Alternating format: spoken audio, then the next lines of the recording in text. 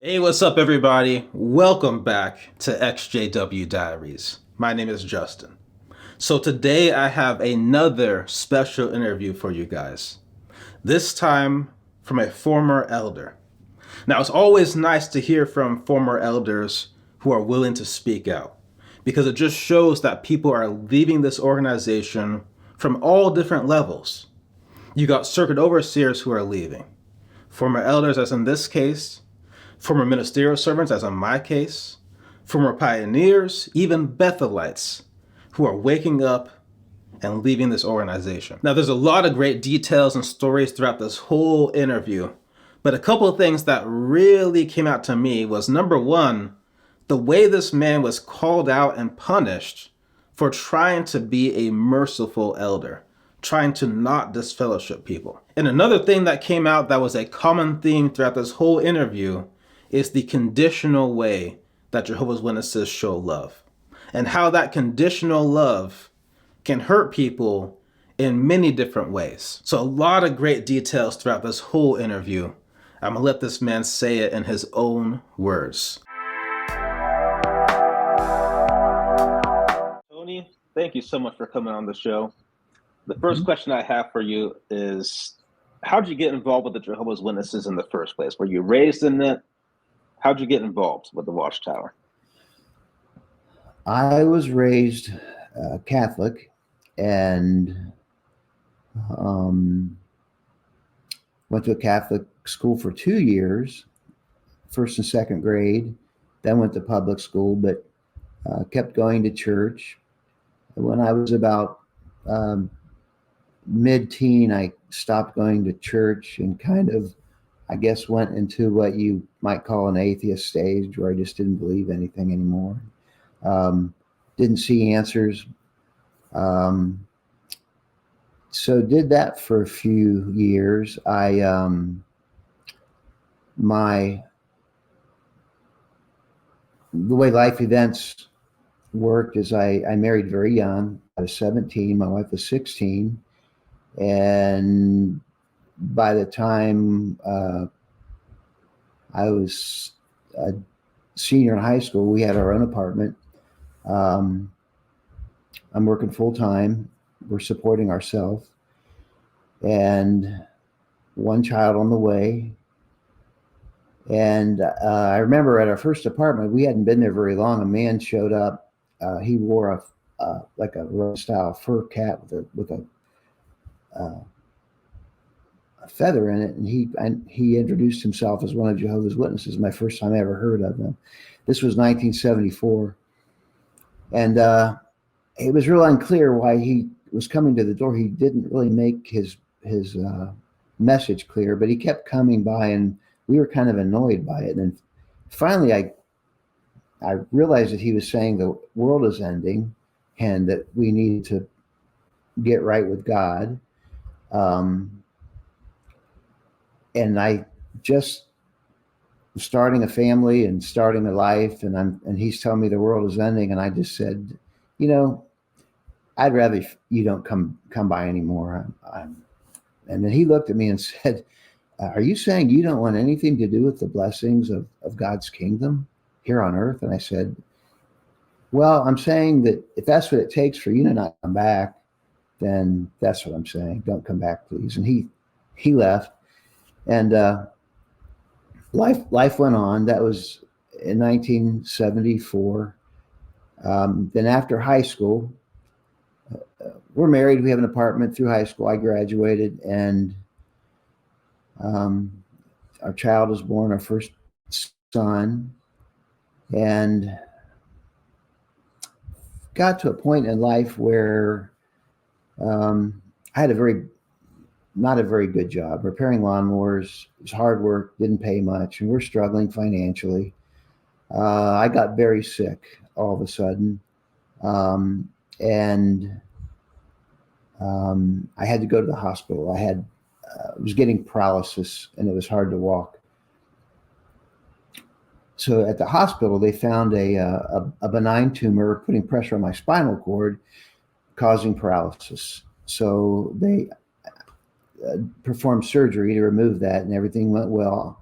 I was in the hospital for 16 days. I'm a 20-year-old. I'm scared to death about everything. I'm broke. And I read the Truth book, The Truth That Leads to Eternal Life, from the Watchtower Bible and Tract Society. It was my wife. We had it. My wife was studying at the time. She wasn't really making any progress, just studying. And so she gave me that book, and we read it. I read it in the hospital, cover to cover. And it said everything I needed to hear for my situation. I was prime. I was broke. I was young, didn't have any education, didn't have any future, didn't have a good job, had one child already born and another on the way. My wife was 9 months pregnant when I'm in the hospital. And I read this promise of no more poverty, no more health problems, no more sickness, no more death, no more war. All these things that I wanted. Plus, it's going to happen any day. Tomorrow, it's going to happen. It might happen tonight. When I read it, I was like, this is going to happen right now. So when I got to the hospital, we studied with a pioneer couple. They studied with us. And shortly after, my wife and I got baptized, probably late 1977, when I was 20. She was 19. So that's what happened. We were prime candidates to be pulled into a cult, a high control group. And we were pulled in. You mentioned 1974. Obviously, the 1975 thing is a big topic. Did that play any impact on you joining? That's interesting. I think the initial contact that from the man that contacted us originally in 1974, I think that was probably his motive. He thought it was all ending right then. Now, I told him to go away, and we didn't do anything again for a couple years. So by the time we were studying, it was 1977. And then when we got baptized, it was late 77, probably early 1978. So this has already happened. And I remember hearing wind of it. And this is what's so funny. I remember asking, tell me about 1975. And the brother that was studying with me kind of played it off. Well, some friends kind of, jumped ahead and reached their own conclusions. And so the interesting thing is, when I read the book in the hospital, the Truth book, I shut off all critical thinking. So the Watchtower could say anything to me because I had already accepted it as the truth. And they could tell me anything. I was just believing it as the truth. I had found the truth. I told my brothers, I told all my friends, all my family. But again, 1975, I wasn't a witness then. So we came in afterwards. When we came in, it was me, my younger brother, my older brother's wife, and sister. So a bunch of us came in right at once to this congregation.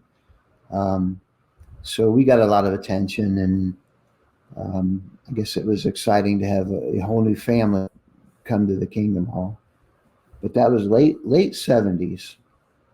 And I was eager to hear anything they had to say, and I was eager to accept anything I heard from the Watchtower. Wow. It's very interesting how you went from opposing them to being in this situation, having to deal with this health scare, and then full on accepting them to the point that you even brought in some of your other family members. Very, very interesting. Yeah, and I have two brothers, one in Tennessee, one in South Carolina, and as far as I know, they're both serving as elders today. Yeah, very, very interesting, but a lot of, it told me everything I needed to hear. It gave us a family. It gave us a hope that I just believed. I latched onto it and just, hey, this is the truth. The end is right now. It's happening. So that's how I live my life. Yeah, I believed it. Hook, line, and sinker. Jeez. So you mentioned that you're. Oh, sorry, you're going to say something. No, I'm repeating myself, but looking back, it's like we were prime candidates for what they had to offer. Yeah. And that seems to be the case with a lot of people, that when they look back, even in my own case with my family, when you look back, you can see something where it's like, yeah, you were a perfect setup for them. Yes. Yeah. They knocked on the right door. Yeah.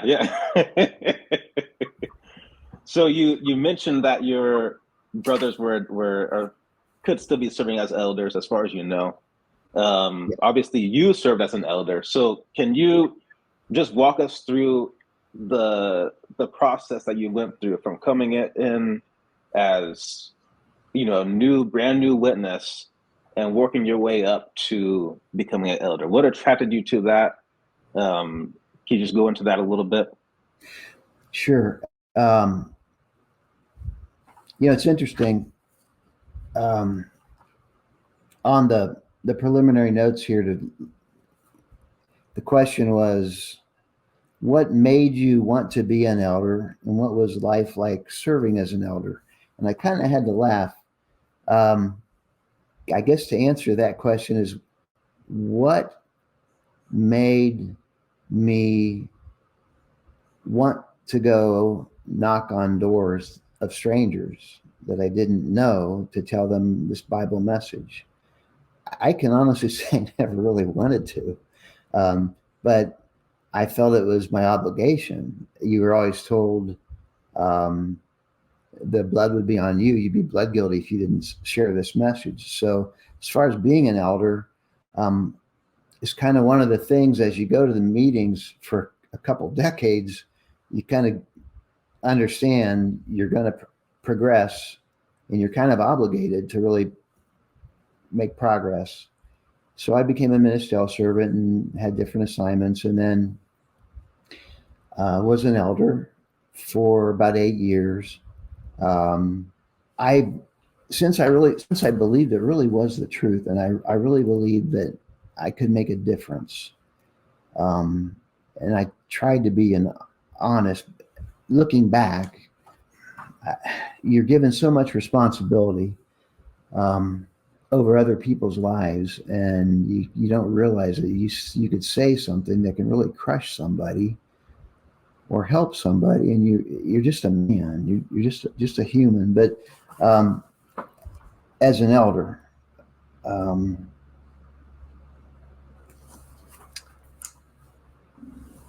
lot of different experiences. I remember we had well, what was my life like? Okay. I conducted a book study from our home. Nice book study group. Always had a lot of attendance, a lot of people. We had a lot of laughs. It was a good time. Then Saturday morning, we would have field service. Met at my house for field service. We go out for the morning. Sunday, you go to the Kingdom Hall for a 2-hour meeting, or you go away to give a public talk. Tuesday, we had the Theocratic Ministry School and the service meeting, and I was a school conductor either in the main school or in the second school for a while. Then we had a book study. I mentioned that already. So you had a Tuesday night, Thursday night, Sunday night with meetings, Saturday morning field service, and then if you have assignments or talks, or if you're an elder, you have the elders meeting. So you're very, very busy.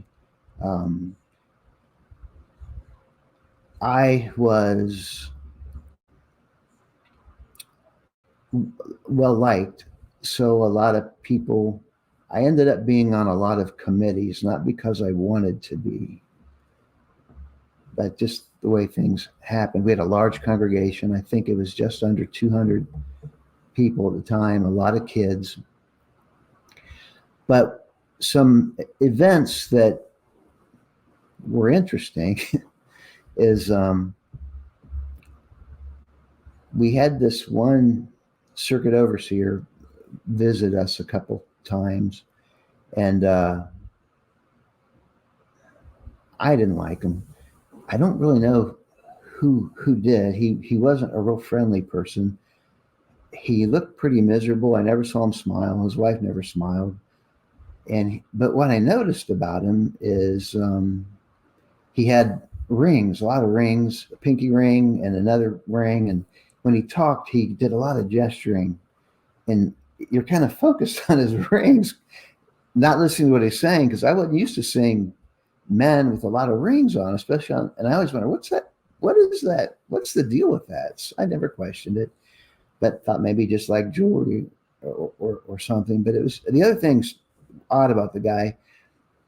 Instead of saying God with one syllable, God, he would kind of draw it out to where it would have two syllables, like Gawald or Gawald and Gawald.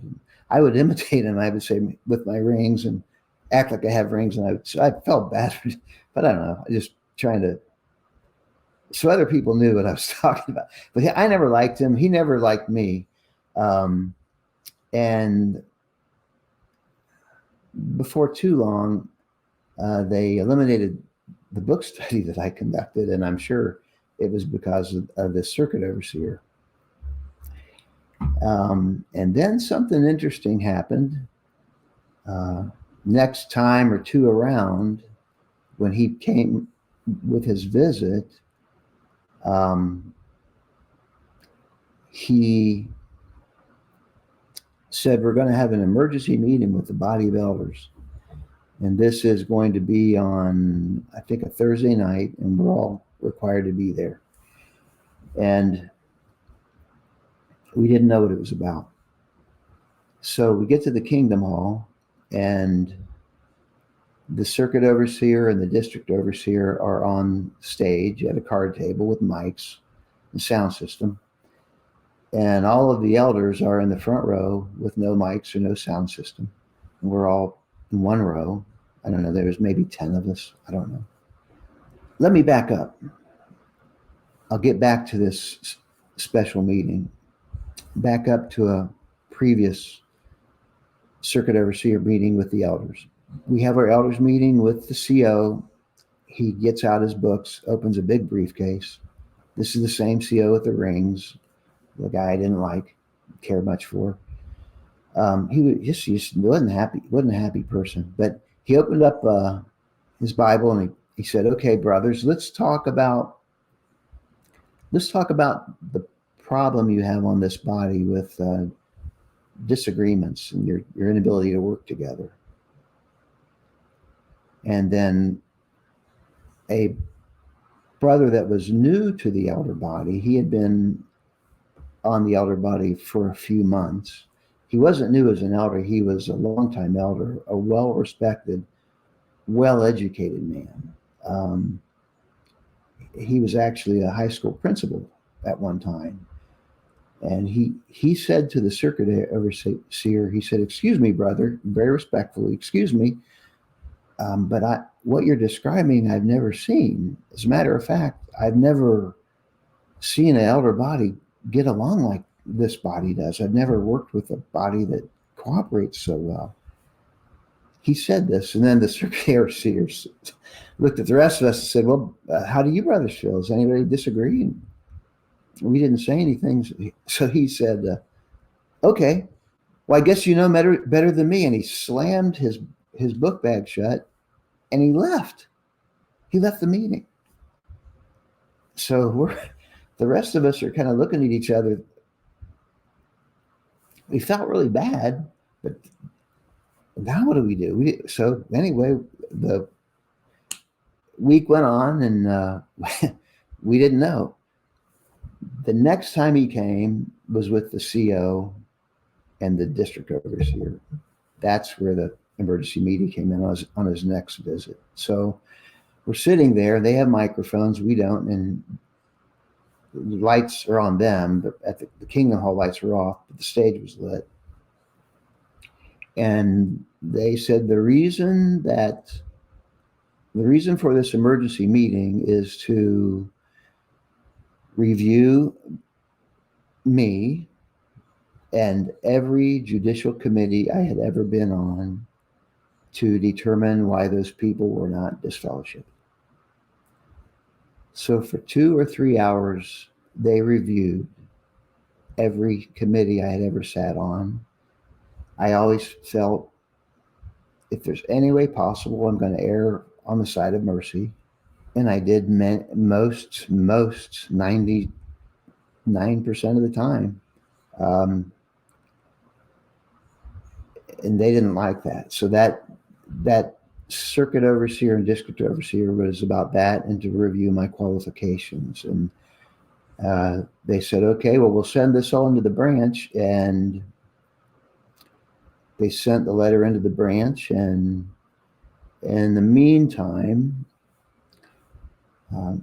I was having some difficulties with my son. He wasn't going to meetings. He was doing some things and getting into some trouble.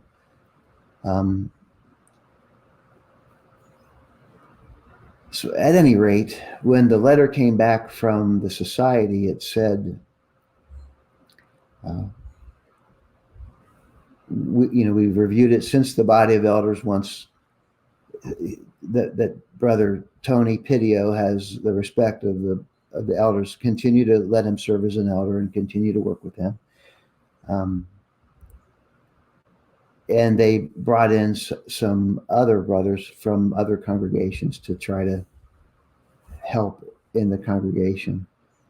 So shortly after the letter came back, I kind of looked at everything and looked at my life and looked how busy I was and how hard it was. And I just met with the brothers and said, hey, I don't want to be an elder. I don't want to do it anymore. So that was where I was as an elder. I stopped after that letter came back and said I could continue. I still thought, it's God's organization. Just rely on God. Keep going to meetings. Keep, Jehovah he'll clear things up. That's how I felt. I still believed it was the truth. So, what did they say when you said you didn't want to be a serve as an elder anymore? Did they try to pressure you to stay on, or some brothers said, are you making the right decision? We really, they really felt that I should not stop being an elder. They wanted me to stay on. I guess after all this, I was just, especially after that meeting, and I was just, this is what you guys want. I was tired. I had people in the congregation that would come up to me and say, well, who am I going to tell my problems to now? When something comes up, who am I going to talk to? I would say, so there's going to be anyone. You got a lot of good men here that will help. Shortly after that, you're so busy as an elder that sometimes you can't see what's going on in your own family under your own nose. And my son wasn't doing well, but by the time I realized it was kind of too late. He lived at home until he was about, I think, 22 or 23. And he wasn't living at home. We were still going to meetings. And he was disfellowshipped. But my wife and I still, your hearts are broken because your family, you want them all to be together. And when they're not with you at the meetings, it's heartbreaking. It's hard to be there without them. And then when they're disfellowshipped, the Watchtower teaches you have nothing to do with them. You don't talk to them, especially if they're not living under the same roof. They teach you to have little or only absolute necessity association with them. So for a year, since he wasn't living at our house, it was pretty easy. But my heart ached every day and night. I talked about it constantly. What can I do? After a year, I just couldn't take it anymore, and I had to find out where he was and what he was doing. So I found out where he was living and knocked on the door. And first time I seen him in a year, and he cried and I cried, and I didn't know what to say to him. He didn't know what to say to me other than, I love you. We cried. I said, I want to help you. And a short time after that, he moved back home, and didn't last very long. He old habits are, die hard, and by that time he had a drug problem. And I said, one of the agreements, you can live here, but you have to stay clean and sober while you're here. So after a few days, and we had our hopes up, he's coming back, and he left. Then we wouldn't see him again for a while, and then he'd come back. So over the course of 2 or 3 years, he came back a few times. We tried and got our hopes up. Each time he came back, I could see now, looking back, it was undiagnosed mental illness. When you're in the Watchtower, if you have an issue, they tell you, go to more meetings, study more, pray more, go out in service. Those are the answers. Looking back, my son needed help. He needed medical help. He needed help with people that knew how to help people that had mental adjustment issues. I still had hope. When you're at the Kingdom Hall, several times a year, you're going to hear the parable of the prodigal son, where he comes home. He comes to his senses, and he comes home to his father, and his father rejoices because his son now is back and he's alive. And I always held that hope. He's going to come to his senses. My son is going to come to his senses. So we're still going out in service. We're still going to meetings. I'm not an elder. I had one sister say, even though you're not an elder, I'm still going to consider you as one.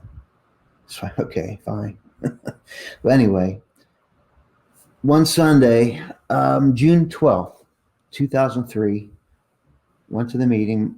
My wife, Robin, did not go to the meetings. She wasn't feeling well. I sat in the back library, and the phone rings. And it's a young woman, says that she was raised as a Jehovah's Witness or around Jehovah's Witness. It wasn't real clear, but she wants to get back, and she wanted to know what steps does she have to take. So I took down her information and gave it to an elder and his wife that were pioneers. And I said, hey, here's a contact of a young lady that wants to get back. Can you contact her? So after the meeting, I drove home, and I am on cloud nine because I'm thinking anybody could have answered that phone, but I answered that phone. And it's Jehovah's way of telling me it's going to be all right. That just like the prodigal son, there's hope. My son is going to come to his senses, just like this young lady did. He's going to come to his senses. I got home. I took off my tie. I wasn't home 5 minutes. Knock on the door. 2 people introduced themselves, a man and a woman, as Columbus, Ohio detectives, and they wanted to inform me that my son had ended his life and I needed to go to the morgue to make a positive identification that it's him. So at that point, my world stopped. My life stopped. going to try to regain composure here for a second. Bear with me. But everything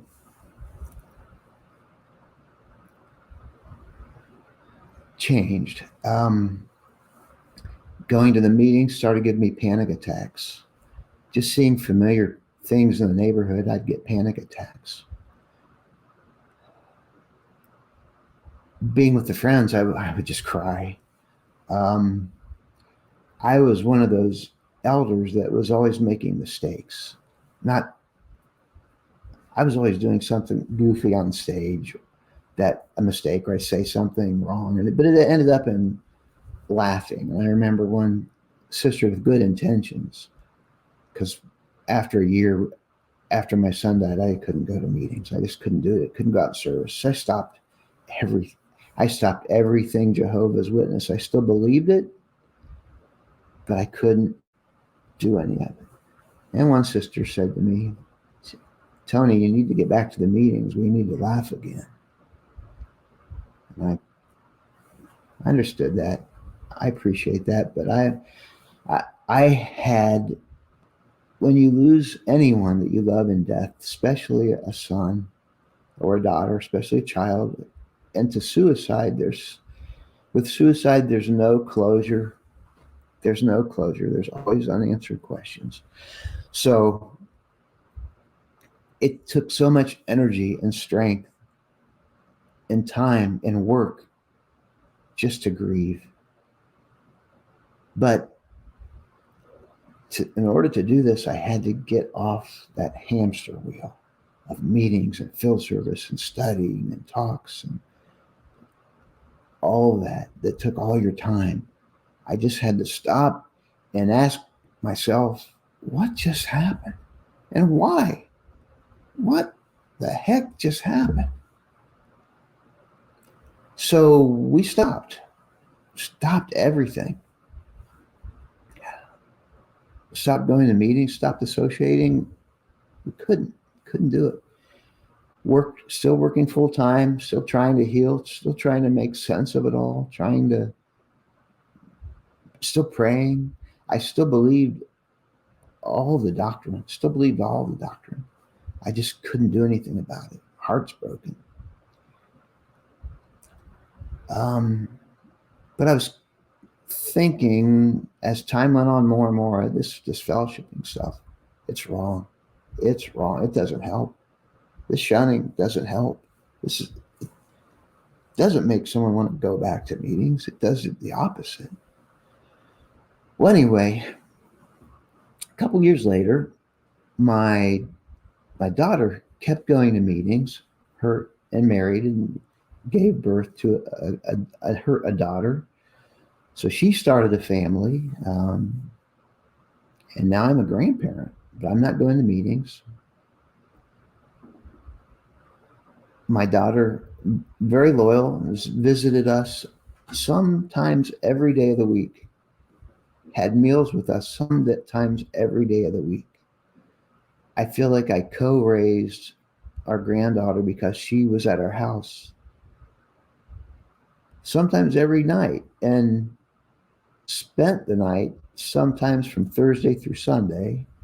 And I had a blast. We had a blast. We had fun. She had fun. I have so many cards. Thank you, Grandma and Grandpa. We had so much fun at your house. But I feel that we co-raised her. And then things changed fast. When COVID hit, I believe that the direction given from the governing body, or from the Watchtower Society at that point, was, if you're spending time with somebody, even if they're a family member, that used to go to the meetings and used to be a Jehovah's Witness, and now they're not, should you really be spending time with those people? Because they're going to be, they're not going to make it through Armageddon anyway. Are they good for you? And so I saw a huge change in the way I was viewed by my daughter and my granddaughter. I could just see this this judgment. But they still came over, but there was a judgment. I notice now it wasn't unconditional love. There's conditions. And my daughter gave us a letter stating, if you don't return to Jehovah, she's not going to be able to have anything to do with us. So I met with her and I said, hey, you can't do it. Are you serious? And she said, yeah, if you raised me to be a Jehovah's Witness, and if that's what I'm doing, I made a vow to Jehovah, and if you're not going to live up to your vow to Jehovah, then I don't think we have anything in common. I don't think I can associate with you anymore. So that was 2 years ago next month. She said that. And she stopped coming over. My granddaughter, I haven't seen my granddaughter in, it'll be 2 years next month. Someone that spent almost every night here until she was 15. Not overnight, but would be here almost every day, every night, and spent a lot of weekends overnight. When she got baptized at 15, and then COVID hit, and everything changed. She viewed us as bad association at that point, I believe. That's crazy. I mean, and just to confirm, at this point in time, you were only inactive. Other than that, you were still in good standing. Is that correct? As far as I know, even to today, I'm in good standing. I haven't disassociated myself. I have not been disfellowshipped. No reason to be. Now, maybe after this video comes out, things will change. And hey, the truth's the truth. I want people to hear this. Whether you're on the inside or on the outside thinking of joining this religion, or if you're on the outside thinking of leaving, hear my story. It's true. And then you make a decision on what you want to do. I'm going to go on. It gets crazier. If that's okay. Yes, please do. Please do. More recent turn of events. I retired 1 year ago. And as a Jehovah's Witness, you're taught, don't make friends at work. Don't, you have friends in the congregation, and they teach you kind of pull away from your family. They're going to be dead after Armageddon anyway, so you don't really want to have non-believing family members around. And when you're at work, just have minimal association with your workmates. So I found myself at 65 years old retiring. Nobody to say, hey, let's have a retirement party. I'm not going to the meetings. I found out that the friendships that you have are conditional, very conditional.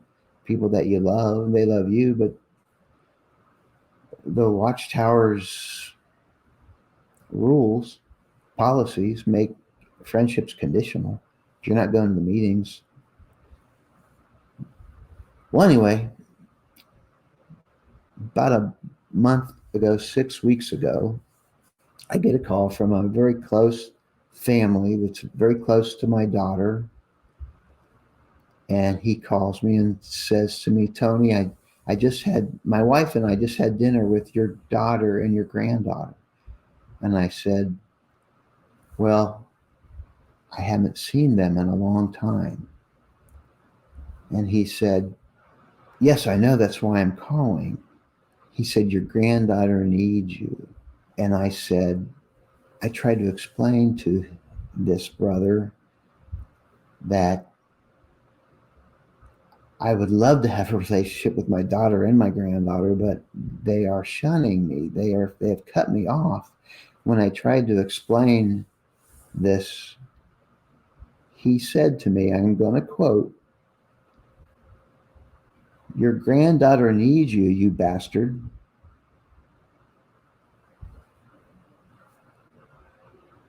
And I hung up the phone.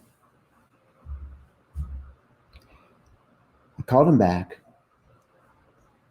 and we came to the agreement that I would reach out to my daughter and tell her that I love my daughter. I love her. I want her to be in my life.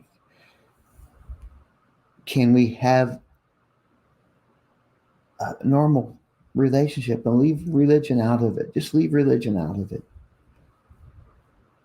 And my daughter, long and short of it is, it ended up with a text saying, I've made my decision to serve Jehovah. You've made your decision not to. I'm sorry. I can have nothing to do with you. And then I sent her a few more things. One of the things I sent her is my wife woke up before I did. She woke up before I did. So my daughter said, you love mom more than Jehovah. And one of the things I said to her is, I do love mom. I do love your mom more than a publishing company. I do. And she said, that's apostate. I sent her a few more things. So then I started thinking, if I don't really tell her why I'm not going to meetings. I was in a car accident a few months ago. 3 cars were totaled, and I started thinking, and I was unhurt, but I started thinking, if I don't tell her why, she may never hear it. No, I'm 66. I'm 66, so I may live 20 years. I may die tonight. I don't know. But as a young father, this is what I wrote to her. As a young father growing up, I look forward to this thing coming out of your mouth. This is the 1994 Awake. But you can go to JW.org and look up the generation of 1914. But I loved seeing this Awake. I remember being at a convention one year, and they said, I forget, the title was something about new light.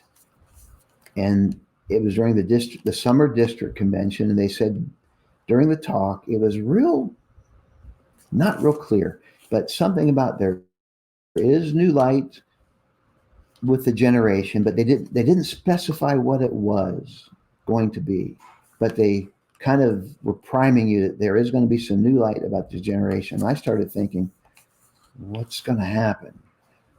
Well, this is the 1994 Wake. It said this: why the Wake is published. Most important, this magazine builds confidence in the Creator's promise of a peaceful and secure new world before the generation that saw the events of 1914 passes away. The Creator promised a secure world before the generation that saw the events of 1914 passes away. Shortly after that convention, they changed the wording in the Awake.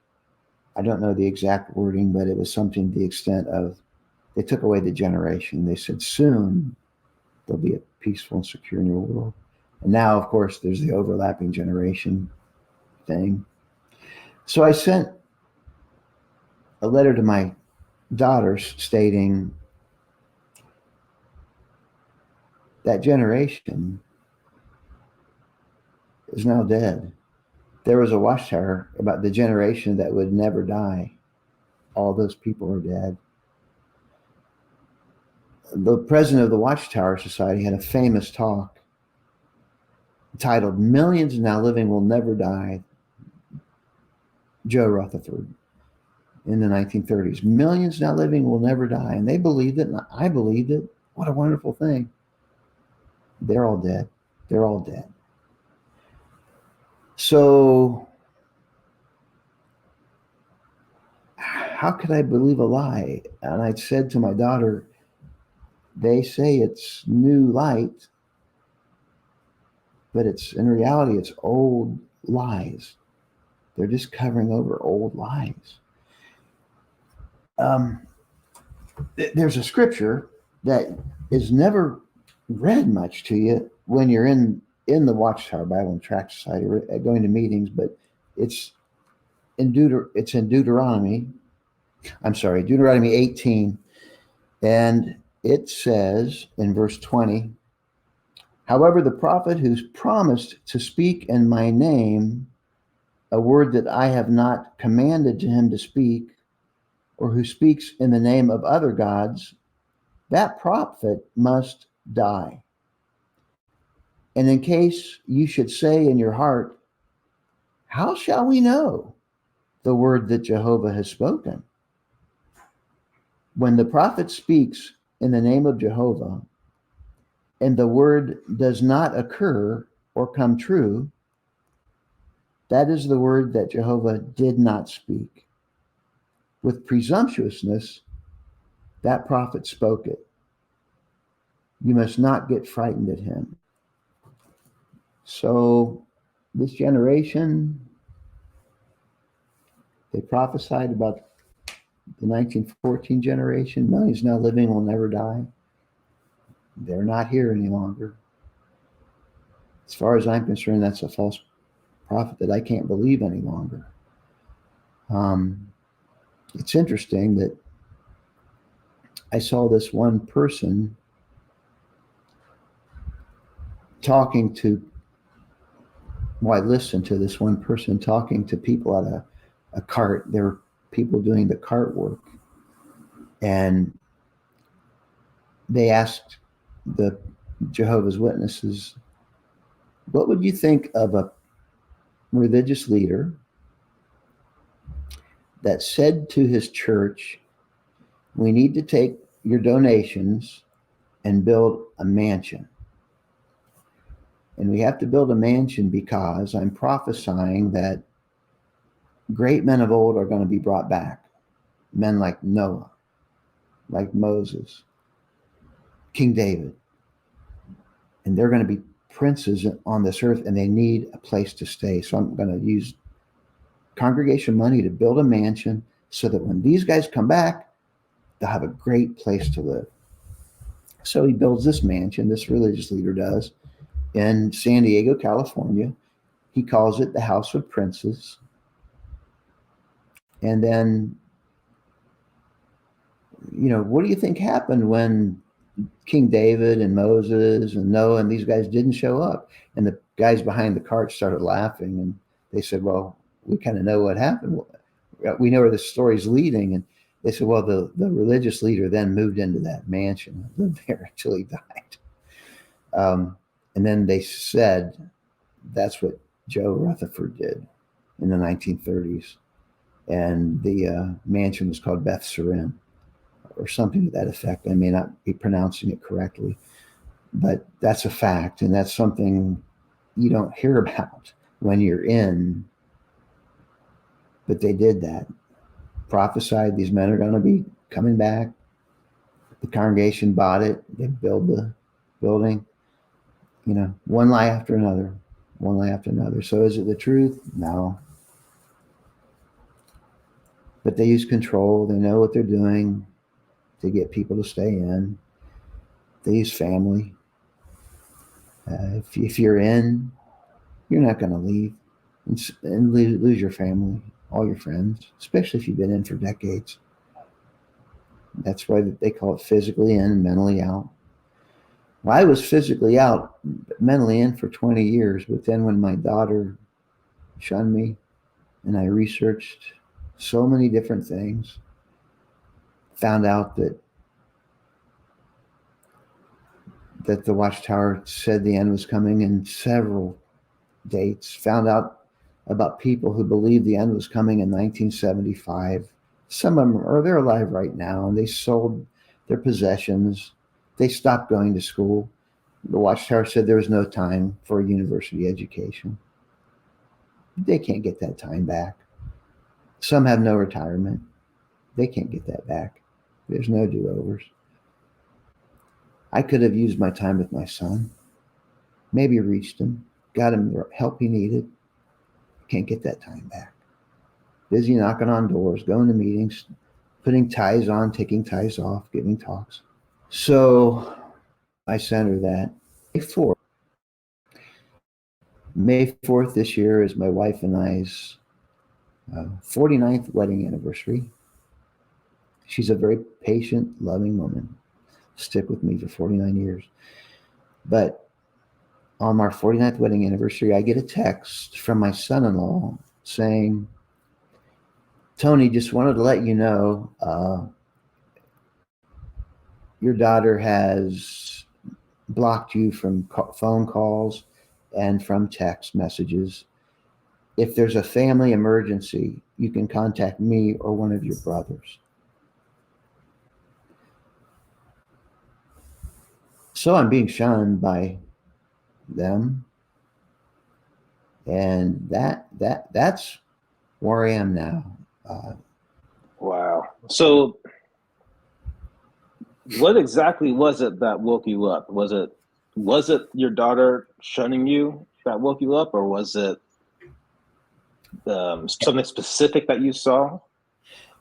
It's a process. When that talk happened at the meeting so many years ago at the district convention about a change to the generation, that started. I thought, what's going on? And then when I read in the Awake that they changed the wording, they didn't mention the generation anymore. I felt like the carpet was pulled out from under me. So that, I was told the end is coming. When I was in the hospital reading that book, the end was going to come tomorrow. Well, that's 46 years ago. Then when my son was disfellowshipped, my heart was broken. And then when he ended his life, it caused me to realize this shunning thing doesn't work. It doesn't cause, you can't force people to go back. It's unloving. And now that I'm being shunned, I see that it's a cruel psychological torture. There's nothing loving. When you hold people hostage with their family members, what's loving about that? I read a quote from a lady. When I read it, I thought she's a Jehovah's Witness. It talked about when you can't question what you're being told for fear that you will be disciplined, and when you can't question your beliefs, and when they hold your family as hostage, if you do leave or question, you lose your family and you lose all your friends. She said, if you find yourself in that situation, you are in a cult. You're in danger. And I thought, that's probably a Jehovah's Witness. And then I read down, her name was Linda somebody, and she was a Jonestown survivor. Go online and look up Jonestown survivor, quote, Linda somebody. And she said that. And I thought, wow. So after my daughter shunned me, I woke up. This isn't the truth. I went full blown, started looking and hearing my story over and over again. So many people like me have been hurt. Families have been destroyed. People have ended their lives. I read the book Crisis of Conscience, and oh my gosh.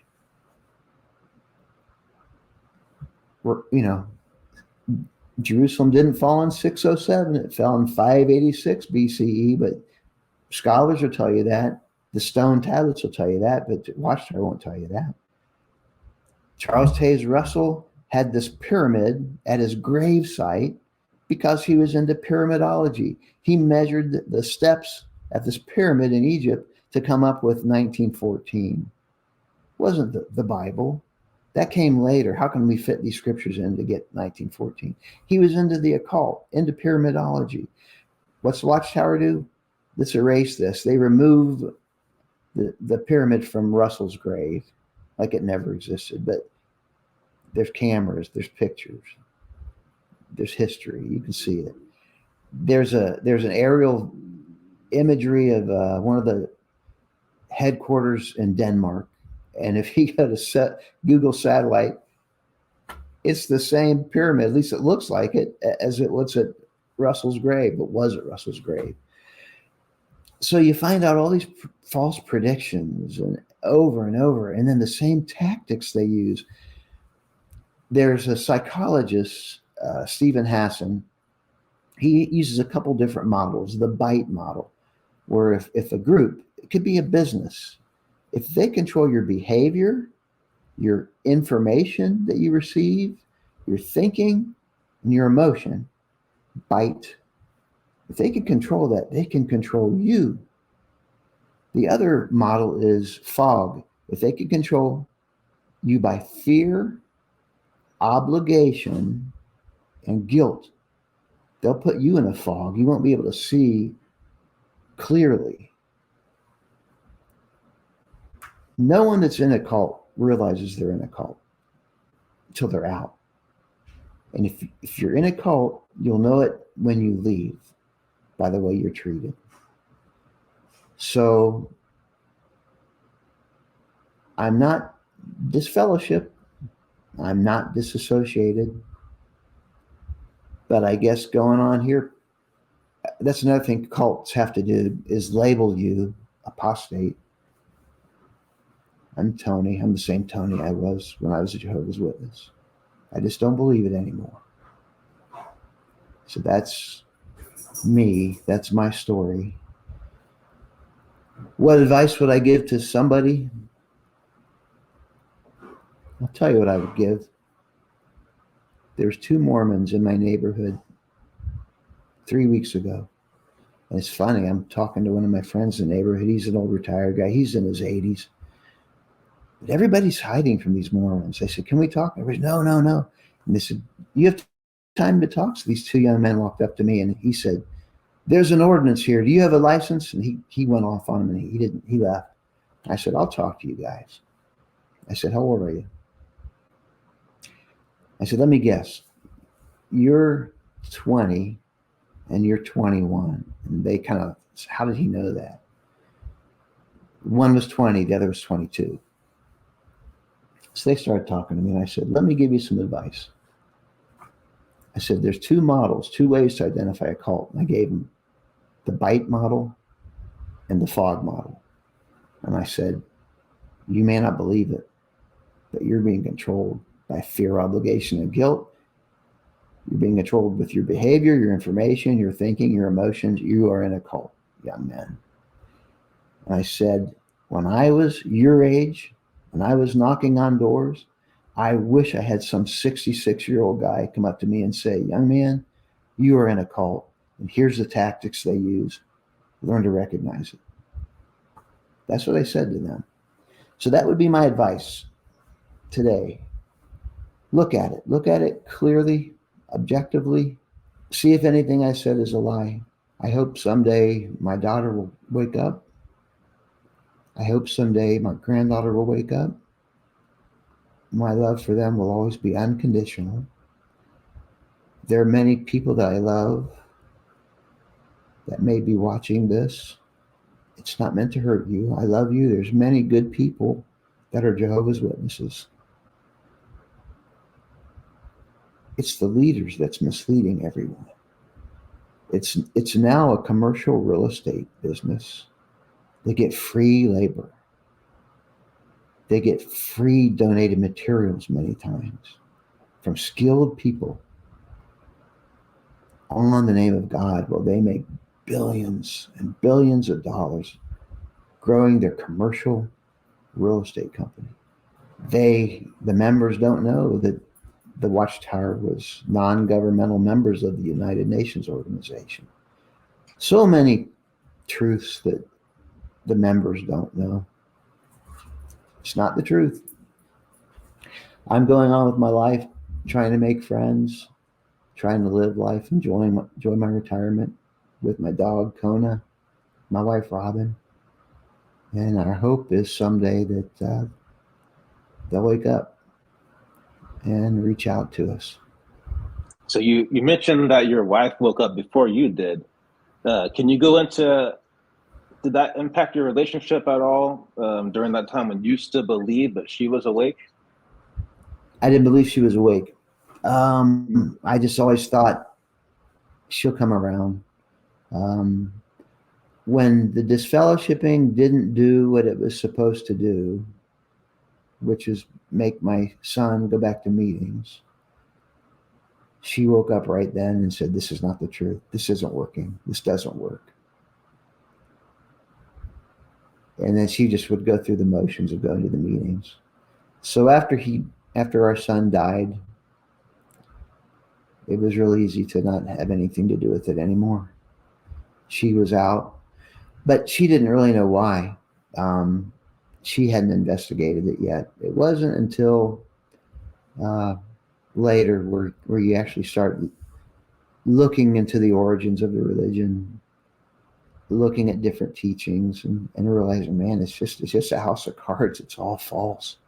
They say one thing and they do another. And again, the individual people are great people, but the leaders. One of the other things that woke me up, I tell you, is during the time of COVID,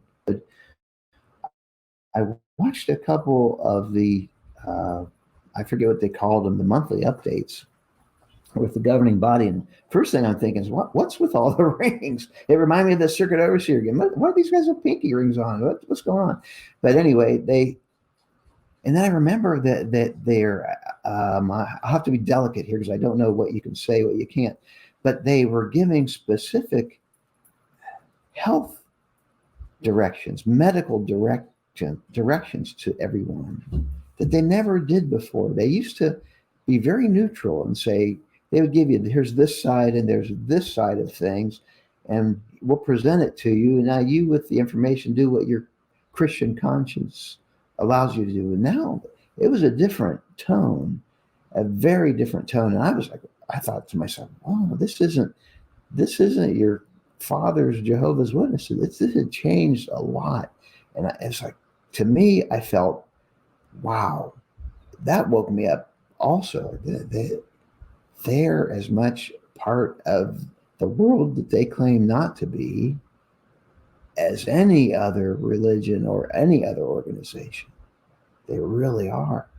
So there's been several wake-up moments, several. But I'm full-blown woken up now, and she's full-blown, and we spend a lot of time listening to your channel. You do a great job. One of the reasons I wanted you to interview me is you always kept the language clean, didn't seem to go over the top.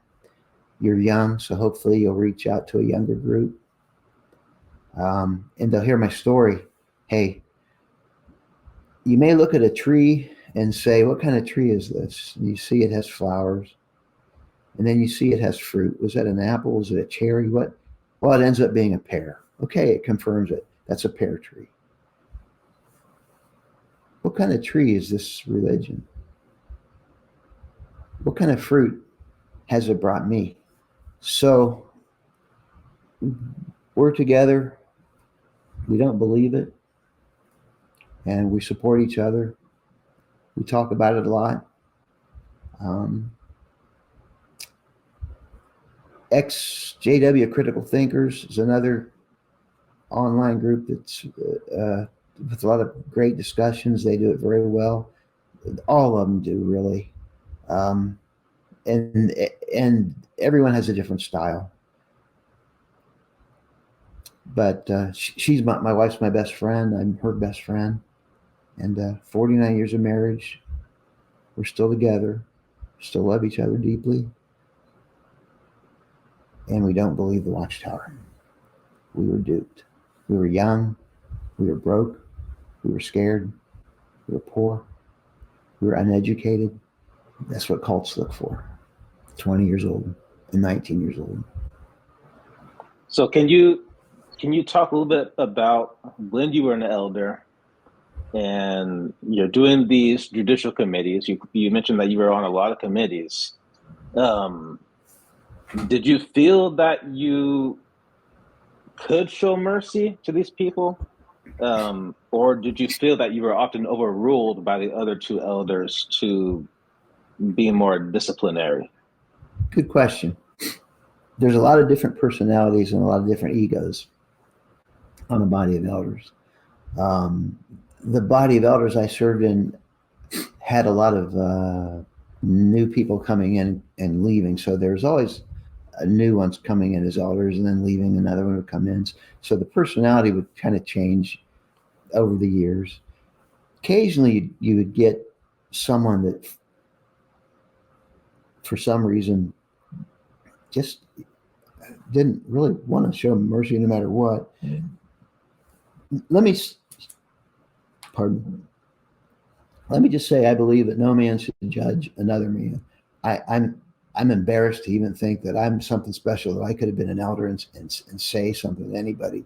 I know some of the things that I said hurt people, and I apologize. If you're hearing this, I apologize to you. When you're an elder, you think you're a tool of God. You think he's really using you. If you're sincere, I think there's some that weren't. I think the most dangerous elders maybe were the ones that were raised in it. I don't know. But there were some that weren't merciful, some that were. I was on 28 judicial committees, and I believe only 2 of them ended up. One was a disfellowshipping, and the other was not a disfellowshipping. It was just they couldn't reinstate the person because of the circumstances. Nothing had changed. But of the 26, there was no disfellowshipping. That's why that's why they had a meeting with me to review all of them. But yeah, there were times. I'll tell you one thing.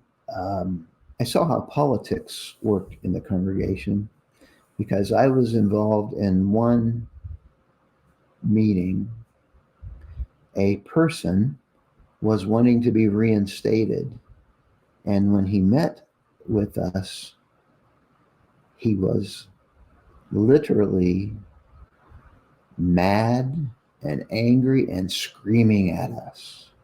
So I'm thinking, I was at the time I'm going by the Jehovah's Witness rules in the Elder Handbook, and I'm thinking, wow, this guy he is just really angry and just literally screaming at us and just demanding he be reinstated. And I'm like, wow, I've really never seen anything like this before.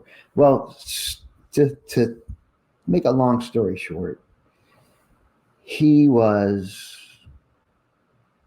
by marriage related to the district overseer. And one of the brothers on the committee was taking direction from the district overseer to reinstate this man that was screaming at us. There was no unrepentant, there's no attitude other than literally screaming as loud as he could at us. And I said, well, if you guys want to reinstate him, let it be known that, I disagree, but go ahead. You can reinstate him. They did. That was the one time I ever took a stand, one other time, but 26 times now. And again, without going into details, there are reasons. But now looking back, no man should judge any man. She shouldn't. Should never put myself in that position. But you believe it's the truth. So you do things because you believe it. Yeah, some brothers had made a decision before they go in. My decision was always, if there's any way at all, no matter how big of a stretch it was going to be, I'm going to not disfellowship these people. So that's how it went with me. But yeah, I saw it. There were some power-hungry elders that were just policemen.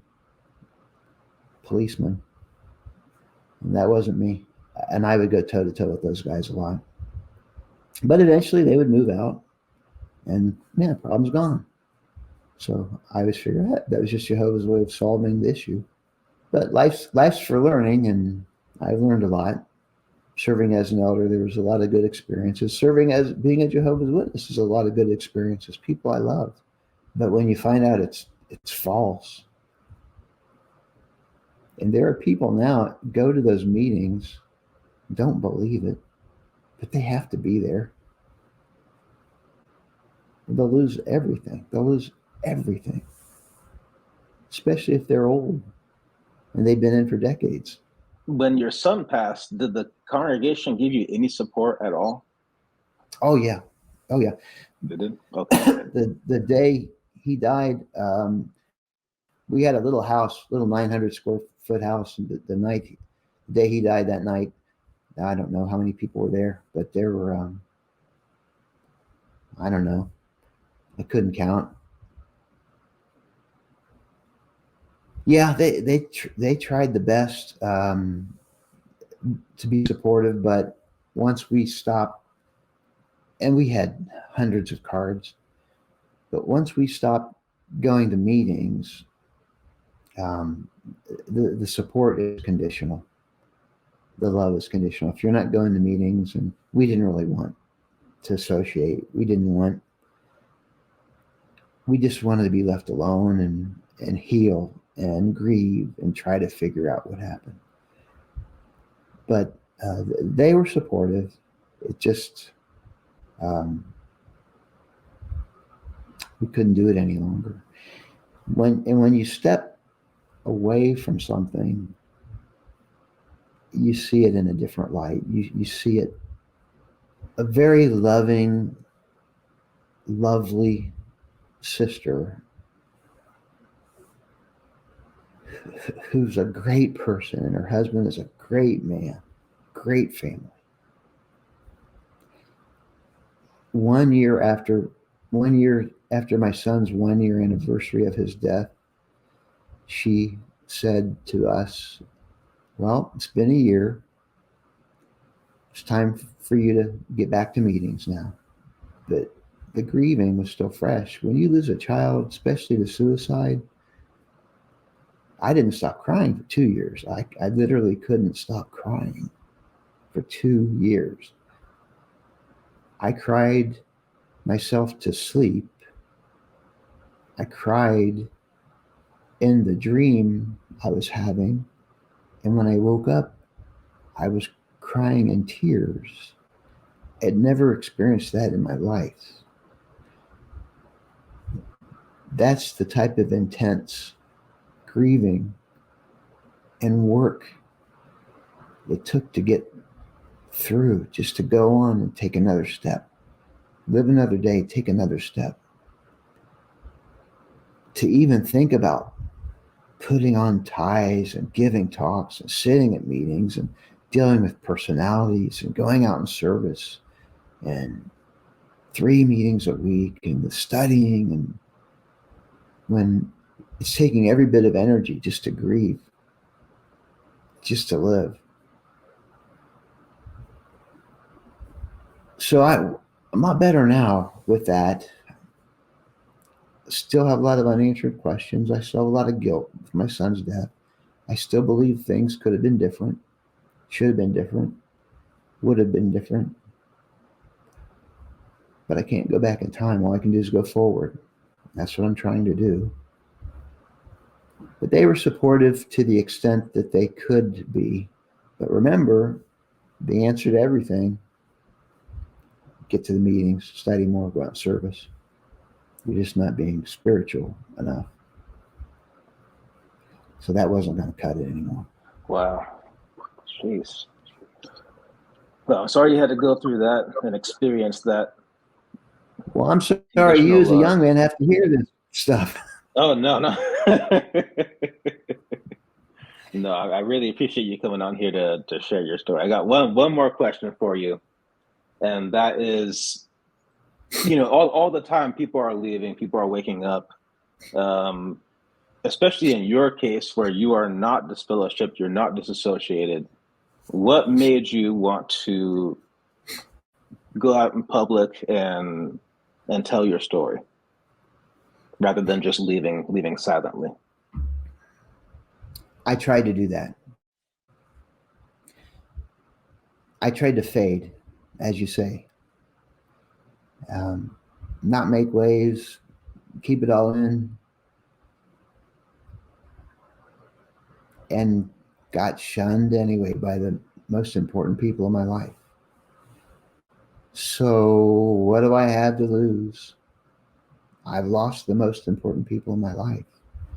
So by telling the truth, at this point, if they disassociate me or whatever, what do I have to lose? I have no association with anyone that's a Jehovah's Witness. I don't even have my family. I've lost my son to death. I've lost my granddaughter and my daughter to this religion. You know, I said to my daughter, we love our dogs because they love us unconditionally. They don't judge us.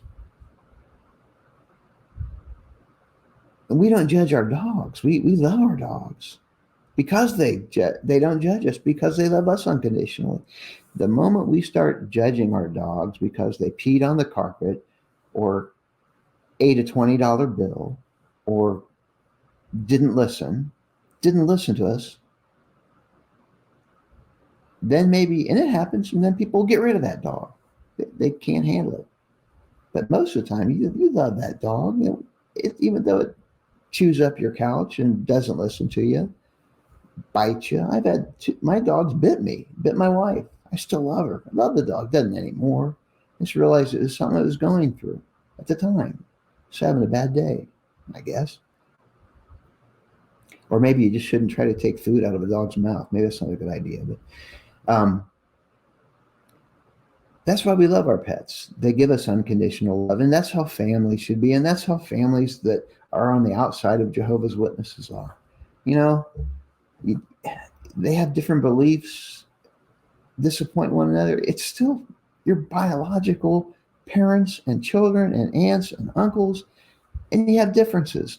When a religion says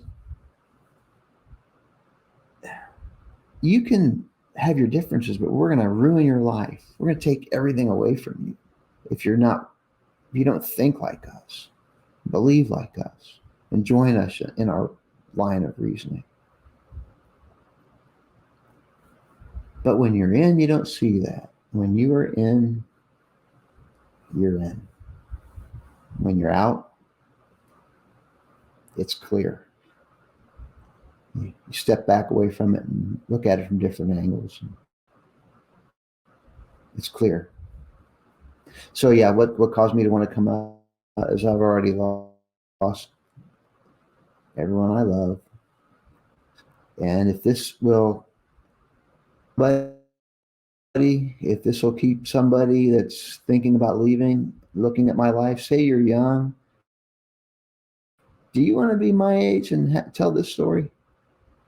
Say you're 20. Do you want to be 66 and be me? Or if you're thinking about leaving, you're physically and mentally out, well, you probably have good reason. You don't want to lose your loved ones. I get that.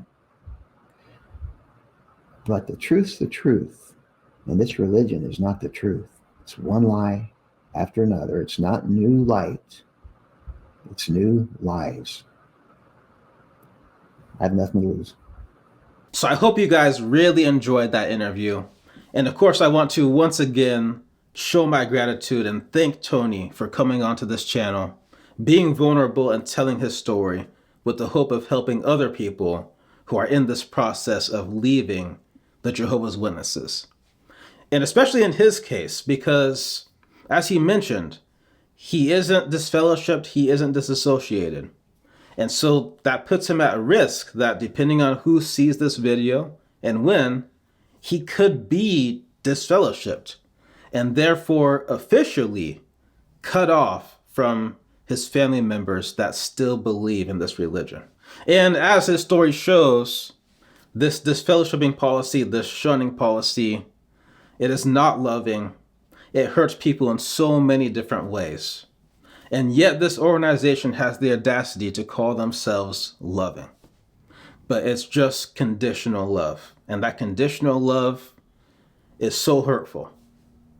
And it can hurt people in so many different ways. With that, I want to thank you so much for watching. Thanks again for Tony for interviewing. Please stay tuned for the next video. Take it easy on yourself, and I will catch you in the next one. Peace.